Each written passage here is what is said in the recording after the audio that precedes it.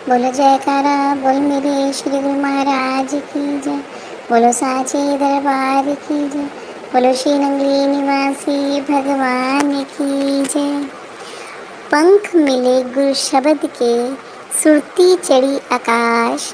श्री स्वरूप दर्शन मिला, सच्चिदानंद प्रकाश। अमर वचन गुरुदेव के, अमृत की ना पान। गुरुमुख जन हित बांटने, सो तस्करु बखान। उस अमृत को पान कर मिले अद्वैत स्वरूप। सतलोक सतपुरुष कहाँ, जहाँ न छाया धूप। मैना तोता से परे, अगम लखम है देश। हित चित से खोजो तिसे, मिटे कर्म की ठेस। बोलो जयकारा बोल मेरे शिव महाराज की जय। स्वप्न दर्शन। भगत गेंदा जी को सर्वप्रथम लगभग सन 1916 में हृदय सम्राट के स्वप्न में शुभ दर्शन हुए। उन दिनों भगत जी का शरीर काफ़ी बीमार हो गया और वे बेसुध रहते थे। काफ़ी इलाज करवाने पर उनकी बेहोशी दूर नहीं होती थी। परिवार वाले चिंता करने लगे कि अब इनका शरीर नहीं रहेगा। एक दिन भगत जी उसी मूर्छावस्था में कुछ बड़बड़ाने लगे। यह कौन हमारे घर में घुस आए हैं, ये कौन हमारे घर में घुस आए हैं। इनके पास मोटर भी है, हमारे घर पर इन्होंने कब्जा कर लिया है। ये कच्चे मकानों को गिराकर यहाँ पक्के मकान बनवा रहे हैं, इनको रोकिए। तब परिवार वालों ने पूछा, कौन है, हमको भी बताओ, हमें तो कोई नहीं दिखाई देता। भगत जी ने उत्तर दिया, ये देखिए, सफ़ेद चोला पहने, सुंदर चश्मा लगाए, सिर पर गुलाबी रुमाल बांधे मेरे सामने खड़े हैं। घर वालों ने यह समझा कि बुखार ज़्यादा होने से, दिमाग में गर्मी आने से यह ऐसी बातें कहते हैं। उस दिन से भगत जी का बुखार भी कम होता गया और उन्हें होश भी आ गई। भक्तों का घर होने के कारण कई बार अनेक महात्मा इनके घर आकर ठहरा करते थे। इस प्रकार रोज सत्संग विचार होता ही रहता था।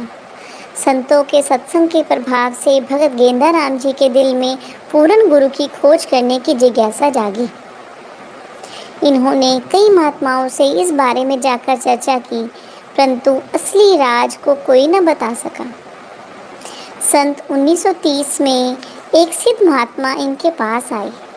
उन्होंने भगत जी को महर्षि भृगु जी का मंत्र सिखाया।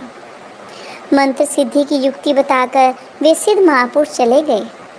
जाती बार वे कह गए कि 1 साल बाद आपको भृगु जी के दर्शन होंगे, फिर आप उनसे जो भी चाहो मांग लीजिएगा। इस प्रकार वे भृगु मंत्र जपने लगे। 1 वर्ष बीत गया, परंतु इन्हें भृगु जी के दर्शन नहीं हुए। साल के आखिरी दिन दोपहर के समय एक काले रंग का अर्धनग्न आदमी, जिसने एक फटी पुरानी लंगोटी पहनी हुई थी और उसके शरीर पर कई जख्म थे, इनके घर में अंदर घुस आया। यह सब डर गए। फिर इन्होंने इससे पूछा, तुम कौन हो और यहाँ क्यों आए हो? उस व्यक्ति ने जवाब दिया, मैं बहुत दुखी हूँ और अभी अभी जेल से भाग कर आया हूँ। मैं आपकी शरण लेना चाहता हूँ। मुझे बहुत भूख प्यास लगी है, कुछ खाने को दे दीजिए। तब ये लोग उसे धिक्कारने लगे और धमकाने लगे कि अभी यहाँ से भाग जाओ। खाने के लिए उसने बहुत विनती की तो इन्होंने उसे थोड़ी खिचड़ी खिलाकर पानी पिला दिया। कुछ देर बाद भगत गेंदा राम जी उसको गांव के बाहर तक छोड़ने के लिए गए। गांव के बाहर पहुंचकर उसने कहा, यदि मुझे एक रात अपने घर ठहरने देते तो आपका मकान सोने का बना देता। अच्छा, आपकी जो इच्छा, परंतु अब भी आपके मकान में दोनों कड़ियों के नीचे वाला जो खंबा है वह सोने का बन जाएगा। लोग उसे देखने आएंगे।